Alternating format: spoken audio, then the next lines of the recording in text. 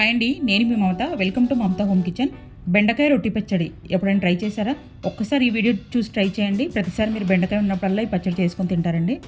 ఈ పచ్చడి కోసం ఇక్కడ 10 నుంచి 12 వరకు బెండకాయలు తీసుకొని ఇలా శుభ్రంగా కడిగేసి తడి లేకుండా తుడిచిపెట్టుకొని వీడియోలో చూపిస్తున్న విధంగా సన్నగా పొడుగా 4 ముక్కల్లా చీల్చి పెట్టుకోవాలండి.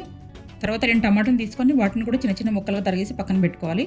తర్వాత స్టవ్ వెలిగించి ఒక ప్యాన్ పెట్టి దానిలోకి స్పైసెస్ కోసం 3 పచ్చిమిర్చి తీసుకుంటున్నానండి. ఇక్కడ వీటిని చిన్న చిన్న ముక్కలుగా కోసేసి ప్యాన్లో వేయాలి.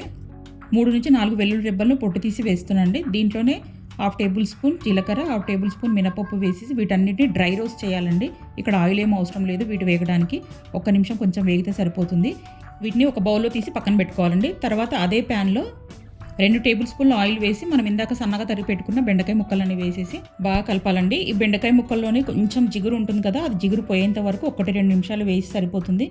ఇవి మరీ కలర్ చేంజ్ అయ్యేంత వరకు వేయించాల్సిన అవసరం ఏం లేదండి. 2 నిమిషాల తర్వాత వీటిలోని ఇలా జిగురంతా పోయి ఇవి కొంచెం వేగిన తర్వాత వీటన్నింటి తీసేసి ఒక ప్లేట్లో పెట్టుకొని కొంచెం చల్లారేంత వరకు పక్కన పెట్టుకోవాలండి.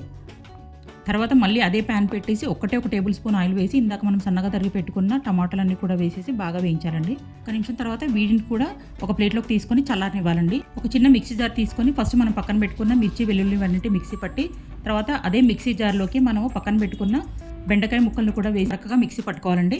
ఈ బెండకాయ ముక్కలు మరీ మెత్తగా పేస్ట్ లాగా చేయొద్దండి, కొంచెం కోర్స్లాగా బ్లెండ్ చేస్తేనే బాగుంటుంది. ఇలా వీడియోలో చూపిస్తున్న విధంగా కొంచెం బరకగా మిక్సీ పట్టి పెట్టుకోవాలండి. తర్వాత ఇదే మిక్సీ జార్లోకి మనం ఇందాక పక్కన పెట్టుకున్న టమాటాలను కూడా వేసి ఇదే మిక్సీ జార్లోకి కొంచెం కొత్తిమీర కూడా వేసి సాల్ట్ ఇక్కడ నేను రాక్ సాల్ట్ వేస్తున్నానండి.